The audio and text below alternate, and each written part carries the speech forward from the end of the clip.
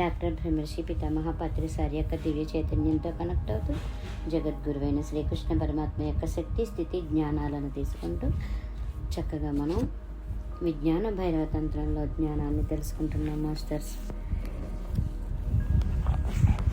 ఎలా లేవగలుగుతాను 6 అయ్యేసరికి అని నిద్ర అని అడుగుతున్నారనమాట. ఓ మహానగరంలో నేను ఉండేవాడిని. ఆ నగరపు కలెక్టర్ రాత్రి 11 గంటలప్పుడు నా దగ్గరికి వచ్చాడు. నేను ఇప్పుడే పడుకోవడానికి వెళ్తున్నాను. ఆయన వచ్చి అన్నాడు, నిద్రపోకండి, ఇది అర్జెంటు. నాకెంతో కలత వ్యధ ఉంటుంది. జీవన్ మరణ సమస్యతో తల్లడిల్లిపోతున్నానని ఆయన అంటున్నాడు. కాబట్టి అరగంట అయినా కనీసం ఉండండి, నాకు ధ్యానం నేర్పించండి, లేకపోతే నేను ఆత్మహత్య చేసుకునేలా ఉన్నాను. దుర్భర పరిస్థితిలో ఉన్నాను. వైఫల్యం ఆవహించి నాకు ఏదో అయిపోతున్నట్లుంది. ప్రపంచంలో నేను ఉన్నట్లే లేను అంటే నేను అన్నాను ఆయనతో, రేపొద్దున 5 గంటలకు రండి. ఆయన అన్నాడు, రాలేను. చావు బతుకుల సమస్యలో ఆయన అంటున్నాడు.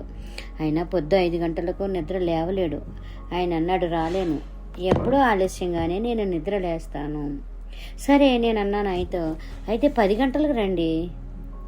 ఆయన అది కూడా కష్టమే, ఎందుకంటే 10:30 కల్లా నేను ఆఫీస్లో ఉండాలి. ఆయన ఒక్కరోజు సెలవు తీసుకోలేడు జీవన్మరణ సమస్యతో ఉన్నప్పటికీ. కాబట్టి నేనన్నాను, ఇది మీ జీవన్మరణ సమస్య లేకపోతే నా జీవన్మరణ సమస్య, ఎవరిది? మరి ఆయన తెలివిలేని మనిషి కాడు, కావలసినంత తెలివి ఆయనకుంది. అయినా ఈ ఉపాయాలు ఉంటాయి మహా తెలివితో అన్నమాట. కాబట్టి మీ మనసు కూడా ఇటువంటి మాయోపాయాలనే ఉపయోగించుకోవడం లేదని అనుకోకండి. అది ఉంటుంది మహా తెలివితో. అది మీ మనసే కాబట్టి మీరు దాన్ని ఎప్పుడూ శంకించరు. కానీ అది మీ మనస్సు కాదు, అది ఉంటుంది సంఘపు వస్తువుగా. అది మీది కాదు. ఆ మనస్సు మీకు ఇవ్వబడింది. బలవంతంగా మీ మీదకు అది విధింపబడి ఉంటుంది.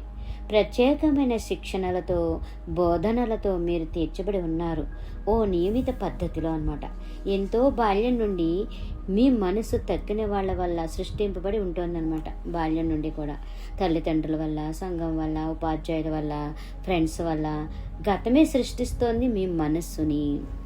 గతమే ప్రేరేపిస్తుంది, ప్రభావితం చేస్తుంది మీ మనస్సును.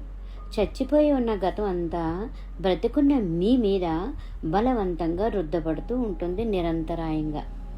ఉపాధ్యాయులు కేవలం ప్రతినిధులు మాత్రమే. బ్రతికున్న దాని మీద చచ్చిపోయి ఉన్న గతానికి ప్రతినిధులు వాళ్ళనమాట.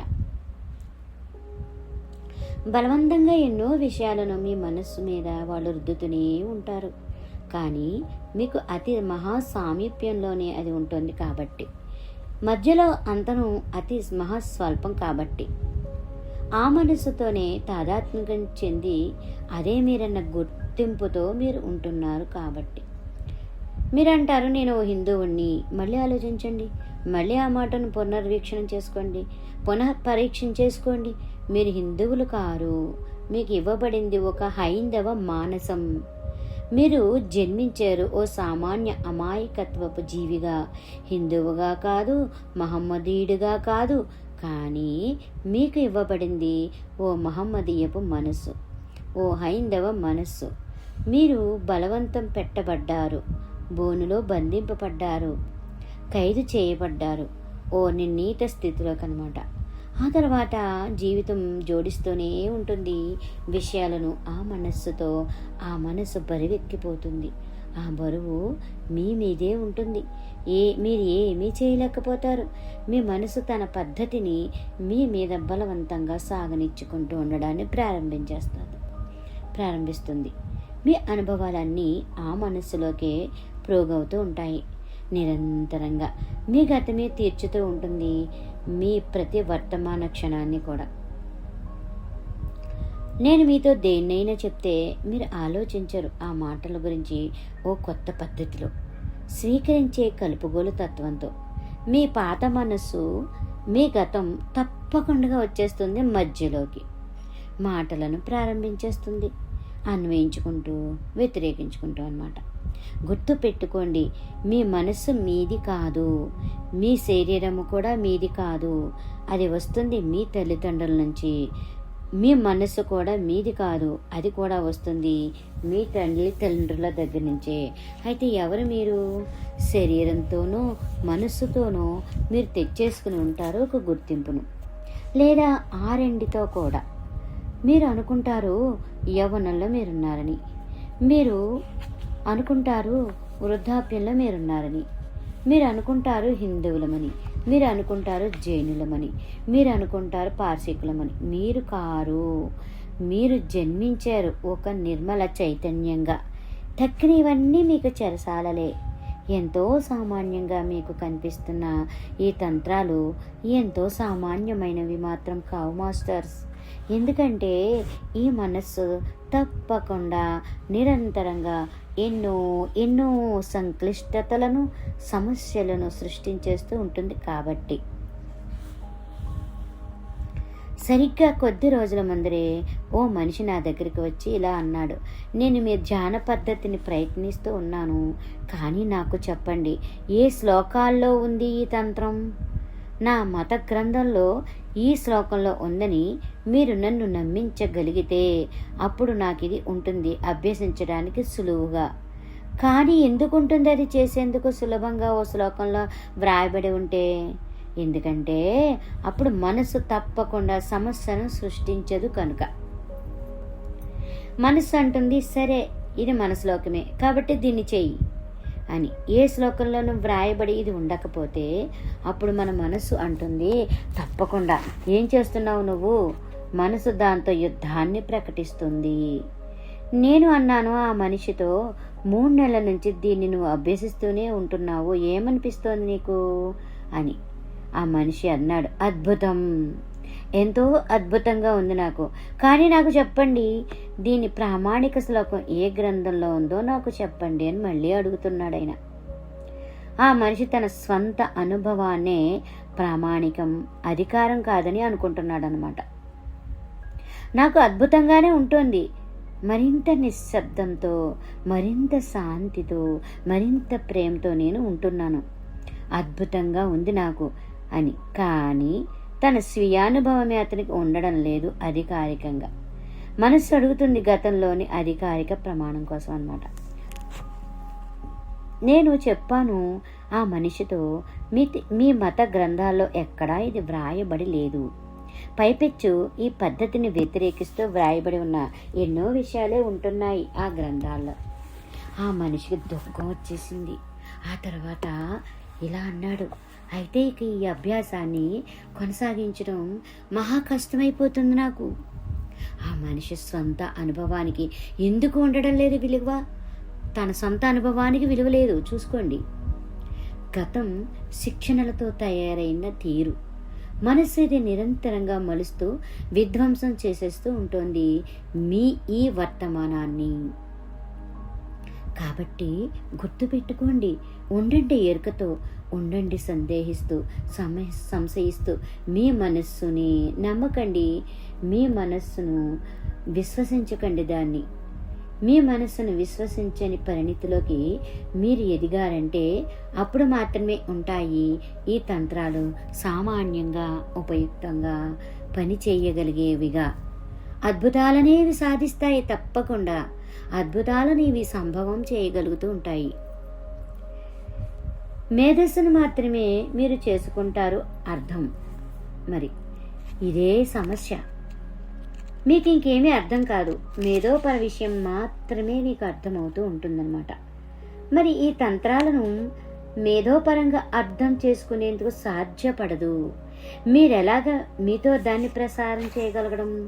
కాబట్టి మేధస్సును ఇందులోకి లాక్కుని రాకుండా దీన్ని మీరు అర్థం చేసుకునే సామర్థ్యాన్నైనా తెచ్చుకోవాలి, లేదా మేధోపరంగా దీన్ని మీకు అర్థం అయ్యేలా చేయడానికి ఏ పద్ధతినైనా కనిపెట్టుకు తెచ్చుకోవాలి.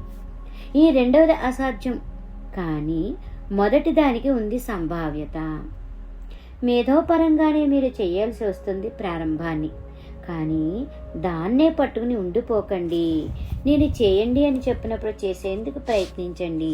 ఏదో ఒక విషయం మీలో సంభవించడం ప్రారంభమైతే అప్పుడు మీకు వస్తుంది.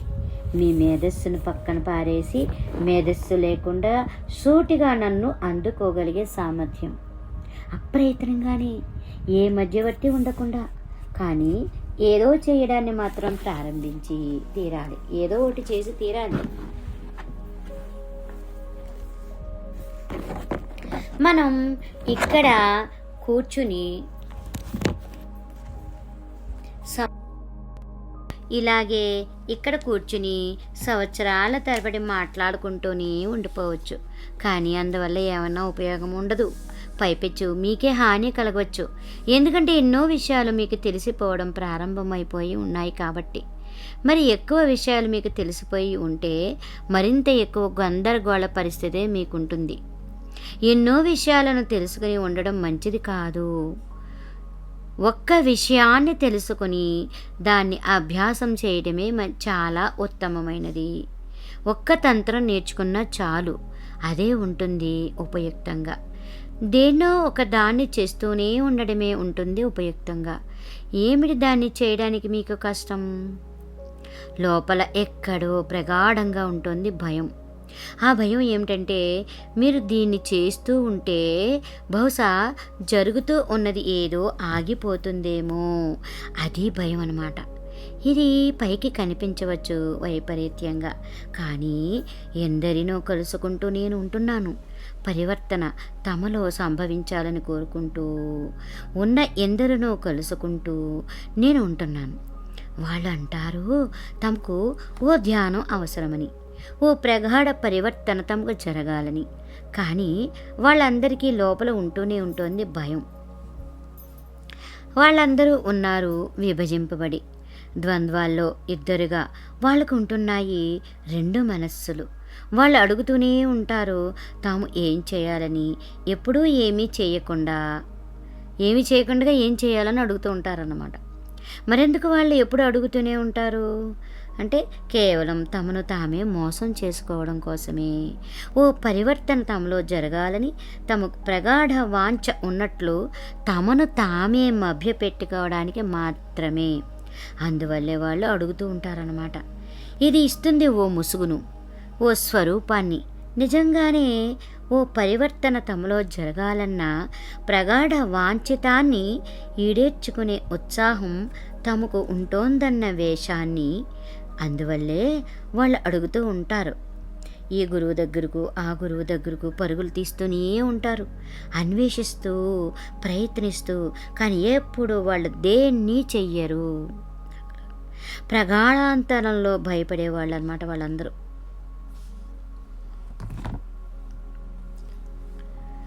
కానీ ఎరిక్ ఫ్రమ్ అంటాడు మానవుడికి స్వాతంత్ర్యం అంటే భయమని. మనం దాన్ని కోరుకుంటాం, అది రావాలని అడుగుతూనే ఉంటాం, అది మనకు ఉండాలని నచ్చ చెప్పుకుంటూనే ఉంటాం. కానీ మన లోపల మాత్రం మనకు ఉంటుంది భయం. స్వాతంత్ర్యం అంటే మనకి అది అక్కర్లేదు. ఎందువల్లంటే ఈ ద్వంద్వత్వం ఎందుకుంది మరి? స్వాతంత్రం సృష్టిస్తుంది భయాన్ని. ధ్యానమే మనకు ప్రాప్తించగలిగే ప్రగాఢ స్వాతంత్ర్యం అన్నమాట. బాహ్యంలో ఉన్న పరిమితాల్లోంచి మాత్రమే కలగదు ఆ స్వాతంత్ర్యం.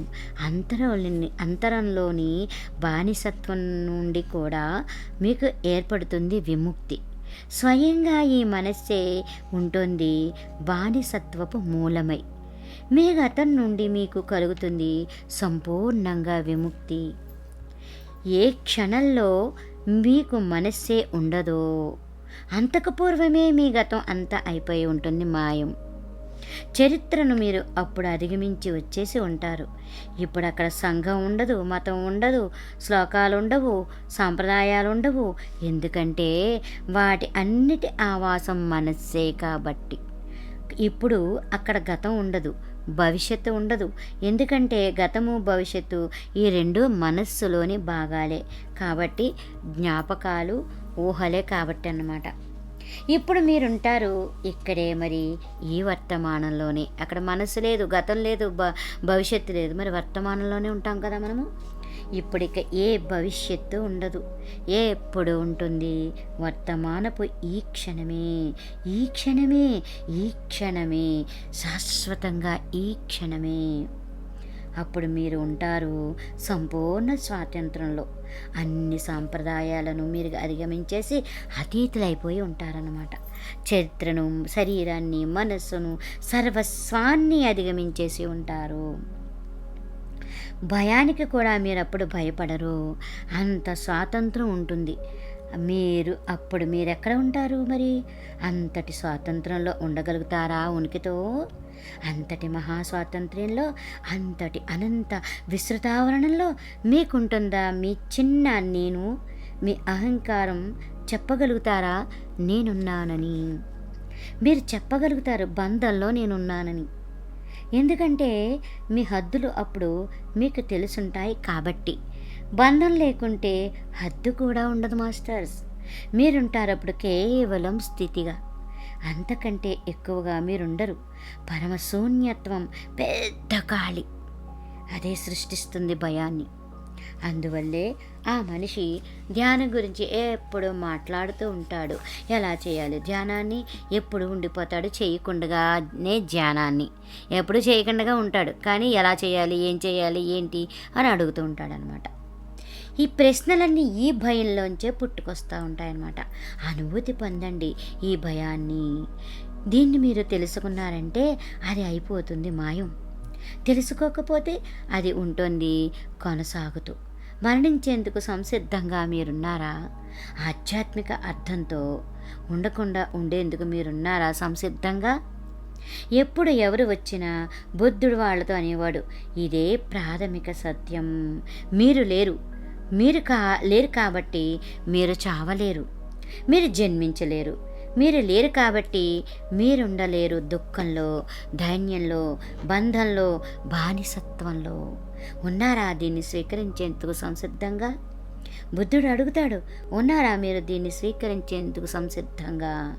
మీరు దీన్ని స్వీకరించేందుకు మీరు సంసిద్ధంగా ఉండకపోతే ఇప్పుడు ధ్యానాన్ని ప్రయత్నించకండి. ముందుగా నిజంగా మీరున్నారా లేరా తెలుసుకునేందుకు ప్రయత్నించండి. దీన్ని గురించే ధ్యానిస్తూ ఉండండి. ముందుగా ఆత్మ ఏదైనా ఉందా అక్కడ ఏ పదార్థమైనా? లేదా మీరుంటున్నారా ఓ సంయోగంగా? దీనికి సమాధానాన్ని సొంతంగా మీరు కనుక్కోగలిగారంటే మీరు కనిపెట్టి ఉంటారు మీ శరీరం ఓ సంయోగం మాత్రమేనని. ఏదో మీ తల్లి దగ్గర నుంచి వచ్చి ఉంటుంది, మరొకటి ఏదో మీ తండ్రి దగ్గర నుంచి వచ్చి ఉంటుంది. తక్కిన సర్వస్వము మీరు తింటున్న తిండి నుంచే వచ్చి ఉంటుంది. ఇదంతా కలిసి మీ శరీరం అవుతుంది. ఈ శరీరంలో మీరు ఉండదు నేను స్వయం. మనస్సును గురించి చింతన చెయ్యండి. ఏదో ఒక చోటు నుండి వచ్చి ఉంటుంది, ఇంకొక చోటికి ఇంకో చోటు నుండి వచ్చి ఉంటుంది, ఇంకొకటి ఇంకో చోటు నుండి వచ్చి ఉంటుంది. మనస్సులో సొంతమైనవి ఏమీ ఉండవు. అదొక ప్రోగు మాత్రమే. మనసులో నేను ఉందా కనుక్కునేందుకు ప్రయత్నించండి.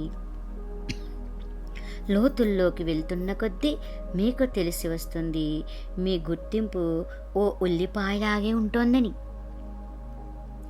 ఒక పొరను మీరు తొలగించుకొని చూస్తారు, వెంటనే ఇంకొక పొర మీకు అక్కడ కనిపిస్తుంది. దాన్ని కూడా ఒలిచి చూస్తారు, వెంటనే ఇంకొక పొర మీకు దర్శనమిస్తుంది. ఒక్కొక్క పొరను మీరు తొలగించుకుంటూ పరిశీలించుకుంటూ ఉంటారు. శూన్యమే మిగులుతుంది చివరకు. అన్ని పొరలు తొలగిపోయిన తర్వాత ఆ లోపల ఏమీ ఉండదు.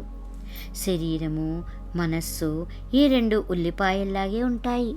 శరీరం పొరలను, మనస్సు పొరలను తొలగించుకుంటూ మీరు వెళ్తే చివరికి ఓ శూన్యంలోకి చేరుకుంటారు. మీరు ఓ అగాధమే ఉంటుంది అక్కడ. అనంతమైన లోతు ఉన్న శూన్యం మాత్రమే అక్కడ ఉంటుంది. బుద్ధుడు దీన్నే శూన్యం అన్నాడు. ఈ శూన్యాన్ని ఎదుర్కోవాలంటే, ఈ అంతులేని శూన్యత్వం ముందు నిలబడాలంటే భయమే ఉంటుంది సృష్టింపబడి. ఆ భయమే అక్కడ ఉంటుంది. అందువల్లే మనం ఎప్పుడూ ధ్యానం జోలికి పోము. దాన్ని గురించి మనం మాట్లాడుతూ ఉంటాం, కానీ దాన్ని గురించి ఏమీ చెయ్యం. ఆ భయమే ఉంటుంది అక్కడ. ప్రగాఢపు లోతుల్లో అంతులేని శూన్య అగాధమే ఉందని మనకు తెలుసు. అయినా ఆ భయం అలాగే ఉంటుంది. ఆ భయాన్ని మీరు తప్పించుకోలేరు. మీరేం చేసినా ఆ భయం అక్కడ మిగిలే ఉంటుంది. దాన్ని మీరు ఎదుర్కొనేదాకా అదొక్కటే మార్గం. ఆ శూన్యత్వాన్ని మీరు ఎదుర్కొంటే ఆ శూన్యంలో ఉన్న మీరు కూడా మీ అంతంలో ఆ శూన్యావరణంగానే ఉంటున్నారని తెలుసుకుంటే అప్పుడు ఇక్కడ ఉండదు భయం. అప్పుడు ఏ భయము ఉండడానికి వీలు లేదు. ఎందుకంటే శూన్యత్వాన్ని విధ్వంసం చేయగలగడం అసాధ్యం కాబట్టి. ఆ శూన్యం మృతి చెందదు. ఏది మృతి చెందబోతోందో అది ఆపై ఉండదు. అది ఉంటుంది ఉల్లిపాయ పొరల్లాగే. అందువల్లే ఎన్నోసార్లు ప్రగాఢ ధ్యాన స్థితిలో ఉన్నప్పుడు ఆ శూన్యత్వం దగ్గరికి ఆ ధ్యానం చేస్తున్న మానవుడు సమీపించినప్పుడు ఆ మనిషికి భయం కలిగి వణుకుతూ ఉంటాడు. ఆ మనిషికి మృత్యువు వచ్చేసినట్లే ఉంటుంది. ఆ శూన్యత్వం దగ్గర నుంచి తప్పించుకుని మళ్ళీ ప్రపంచంలోకి వచ్చేయాలని అనిపిస్తుందన్నమాట. ఎంతోమంది వెనక్కి తిరిగి వచ్చేస్తూ ఉంటారు. మళ్ళీ ఆ ఛాయల్లోకి కూడా పోనే పోరు. ఆ తర్వాత మళ్ళీ ఎప్పటికీ అంతర్ముఖులు కారు. నాకు కనిపిస్తున్నట్లు మీరందరూ ఎప్పుడో ఏ గత జన్మలోనో తప్పకుండా ఏదో ఒక ధ్యానాన్ని చేసే ఉంటారు. ఆ శూన్యత్వ స్థితిలోకి దాదాపు చేరుకుని ఉంటారు. అప్పుడు మీరు జడుసుకుని వెనక్కి తిరిగి వచ్చేసి ఉంటారు. అక్కడి నుంచి తప్పించుకుని ప్రగాఢంగా మీ గత జ్ఞాపకం అక్కడే మీలో ఉంటుంది నిక్షిప్తమై. ఎప్పుడెప్పుడు మళ్ళీ మీరు ఆ ధ్యానం గురించి ఆలోచిస్తారో, ధ్యానం చేసేందుకు ప్రయత్నిద్దాం అనుకుంటారో అప్పుడు మీ అచేతనంలో ఉన్న ఆ గత జ్ఞాపకం వెంటనే అల్లకల్లోలాన్ని మీలో సృష్టించేసి మీకు కలత చెప్పించేసి మీతో చెప్తుంది, ధ్యానం గురించి ఆలోచిస్తూనే ఉండు, కానీ దాన్ని చేయకు, ఇదివరకే నువ్వు ఒకసారి చేశావు అని మన మనసు చెప్తూ ఉంటుందన్నమాట. ఓ ధ్యానాన్ని మీరు మొదలు పెడతారో అప్పుడు అదే అయిపోతుంది ఓ అవరోధంగా.